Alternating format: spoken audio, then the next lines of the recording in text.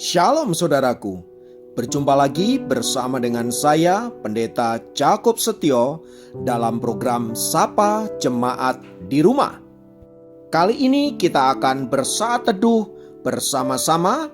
Mari kita berdoa. Tuhan, kami rindu kuasa firman-Mu melawat setiap kami, dan biarlah hidup kami senantiasa dituntun oleh kebenaran firman-Mu, sehingga kami tetap ada di dalam on the track-nya Tuhan dan mengalami berkat-berkat maksimal yang Tuhan telah siapkan bagi hidup kami. Berfirmanlah Tuhan, kami siap diberkati oleh Engkau. Dalam nama Yesus, haleluya, amin.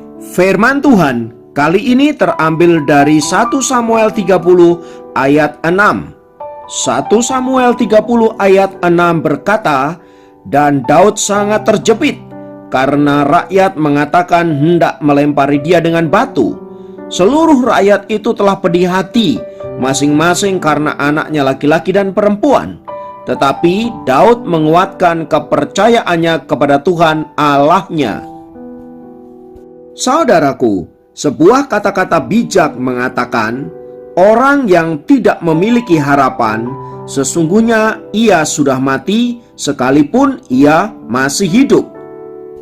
Pepatah itu sebenarnya ingin mengatakan bahwa orang-orang yang tidak punya harapan, sesungguhnya mereka adalah orang-orang yang sudah mati di dalam menjalani hidup ini.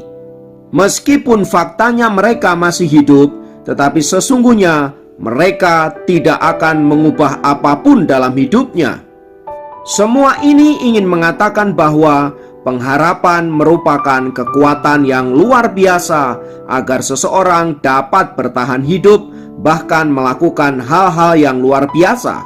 Saudaraku, sebuah penelitian menaruh seekor tikus ke dalam sebuah bak mandi besar berisi air dengan sisi-sisi yang tinggi agar tikus tidak dapat keluar. Kemudian para peneliti itu menaruh bak mandi itu dalam sebuah ruangan yang sangat gelap. Kemudian para peneliti mengukur berapa lama tikus dapat bertahan berenang di dalam sebuah ruangan yang sangat gelap itu. Ternyata hasilnya, tikus yang ada dalam ruangan yang sangat gelap itu hanya mampu bertahan berenang selama 3 menit saja. Kemudian para peneliti itu menempatkan tikus yang lain ke dalam bak mandi yang sama. Tetapi kali ini para peneliti itu memberi ruang sedikit cahaya agar tikus itu dapat melihat seberkas cahaya di tengah-tengah kegelapan ruangan itu. Ternyata hasilnya sungguh luar biasa. Tikus itu mampu berenang lebih dari 36 jam. 700 kali lebih lama dibandingkan tikus yang ditempatkan di ruangan yang gelap tanpa ada sinar sama sekali. Saudaraku, hasil penelitian itu ingin menggambarkan betapa seberkas sinar mempunyai fungsi sebagaimana sebuah pengharapan.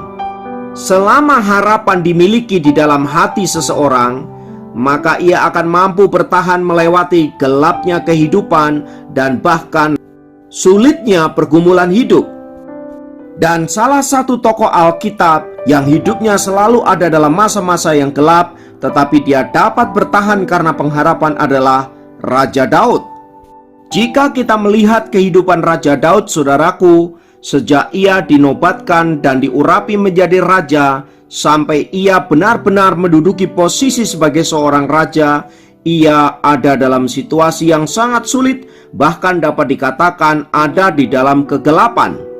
Ia secara terus-menerus diburu oleh Raja Saul yang adalah mertuanya sendiri yang menginginkan kematiannya. Dalam pelariannya sekalipun, Daud juga menghadapi masa-masa yang berat karena memang ia memiliki banyak sekali musuh. Namun demikian, yang luar biasa dari kehidupan Daud adalah ia tidak tawar hati.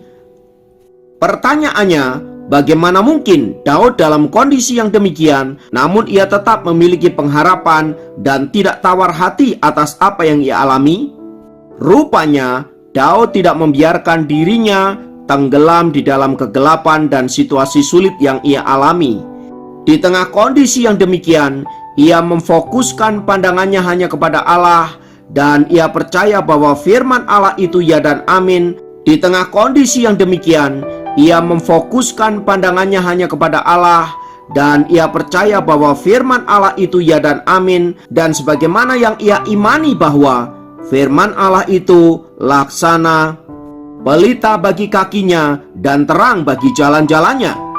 Karena firman Tuhan adalah terang pengharapan, itulah sebabnya Daud hanya memfokuskan kepada terang itu, kepada cahaya itu, agar kegelapan yang ia hadapi tidak menggulungnya, melainkan kemudian dapat ia lewati karena dituntun dan dibimbing oleh terang ilahi yang pada akhirnya ia dapat menemukan jalan keluar.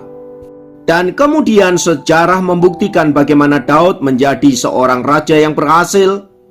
Bahkan ia mampu menyatukan seluruh suku-suku Israel menjadi sebuah kerajaan dalam satu kesatuan, di mana ia menjadi rajanya. Belajar dari pengalaman Raja Daud, saudaraku, masihkah kita memiliki pengharapan akan terang ilahi yang akan menolong kehidupan kita? Atau justru sebaliknya, sinar itu menjadi redup dan kemudian padam dan menjadi gelap? Dan jika hal itu terjadi, mari kita datang kepada Tuhan dan memohon sinar ilahinya menerangi hati dan jiwa kita, menuntun kita agar kita dapat melihat jalan-jalan yang Ia kehendaki sekalipun kita ada dalam kegelapan dunia ini. Kiranya firman Tuhan memberkati. Mari kita berdoa. Kami naikkan syukur kami kepadamu Tuhan, karena firman-Mu adalah pelita bagi kaki kami dan terang bagi jalan-jalan kami. Sekarang Tuhan, tuntunlah hidup kami agar seluruhnya ada di dalam perkenanan dan kehendak-Mu. Terima kasih Bapa untuk kebenaran firman-Mu. Dalam nama Yesus kami berdoa. Haleluya. Amin. Demikian program Sapa Jemaat kali ini. Sampai jumpa dalam program Sapa Jemaat yang lain. Tuhan Yesus memberkati. Telah datang, datanglah Immanuel, telah datang kesukaan abadi bagi mereka yang tertindas, terusir dari kehidupan. Sorak, sorak, hai manusia, telah datanglah Immanuel. Selamat, selamat datang Yesus Tuhanku yang